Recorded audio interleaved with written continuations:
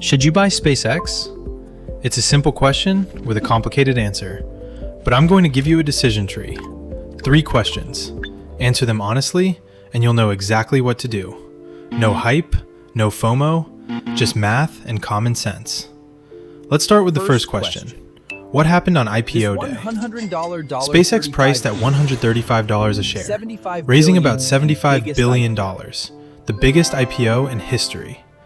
The stock popped 11% on day 1 and quickly hit $176 before settling around $161. Overnight, the company became worth over $2 trillion.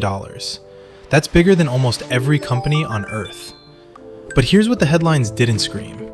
In the last quarter alone, SpaceX lost $4.3 billion. Yes, billion with a B.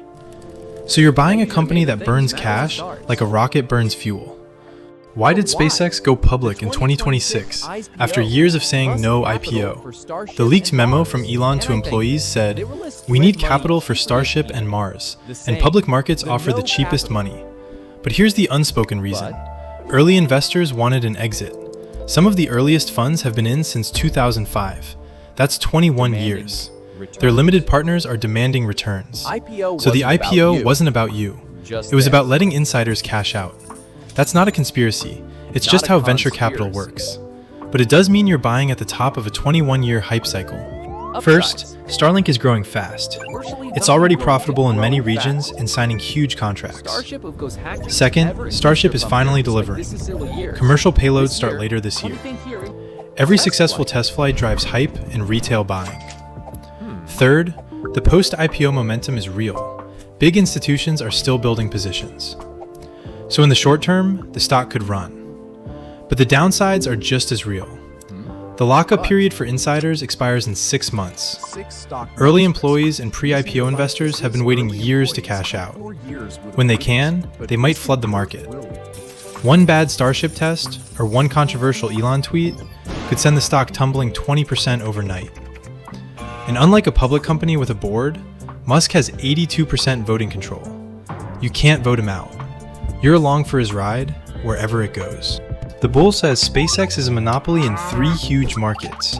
Rockets that reuse themselves, Starlink, the only global satellite internet, and now they've absorbed XAI, Grok, and X, formerly Twitter. Musk has built an ecosystem. Competitors can't catch up easily. If he executes, SpaceX could be worth $5 trillion in a decade. The bear says you're paying for perfection. A $2 trillion valuation means the market already expects Starship to work, Starlink to keep growing, and the AI bet to pay off. But SpaceX is losing billions. To justify the price, they'd need to grow revenue 50% a year for 10 years. That's nearly impossible. And Musk's control means he could decide to spend billions on Mars while Starlink bleeds cash. You can't stop him. Let's do simple math. SpaceX lost $4.3 billion last quarter. That's $17.2 billion annualized. Starlink is growing at 20% per year. Starship is years from profitability. To break even, they'd need to quadruple Starlink's revenue or cut Starship spending by 75%. Neither is likely soon. Analysts project SpaceX won't turn a profit until 2029 at the earliest. That's 3 more years of losses. And that's assuming no major delays. So when you buy today, you're buying a company that will lose money for the next 12 to 16 quarters. Can you hold that long without panic selling? Let's map out 3 realistic price scenarios over the next 12 months. Scenario 1, up 50%. This happens if Starship completes 3 successful commercial launches, Starlink subscriber growth accelerates to 30%, and the next earnings report shows narrowing losses. Timeline, 3 to 6 months. The stock could hit $240. Scenario 2, down 40%. This happens if a Starship test fails, the lockup expiration triggers a wave of insider selling, or the company announces another dilutive capital raise.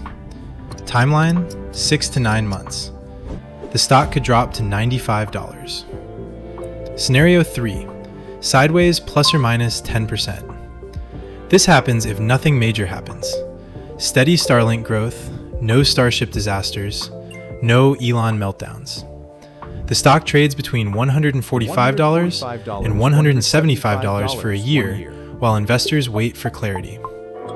Which is most likely? Probably a mix. An initial pop on good news, followed by a lockup dip, then a slow grind. The key takeaway: don't expect a straight line up. Expect volatility. I know what you're thinking. But what if SpaceX goes to $500 in a year? I'll have missed the launch. Here's the thing. Fair. But here's the thing. Investing isn't about catching every wave. It's about being in the water when the tide rises. The tide for space, AI, and connectivity will rise for decades.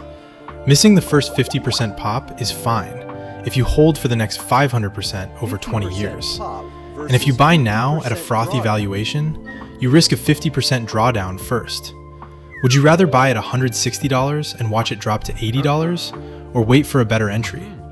Patience beats FOMO every time.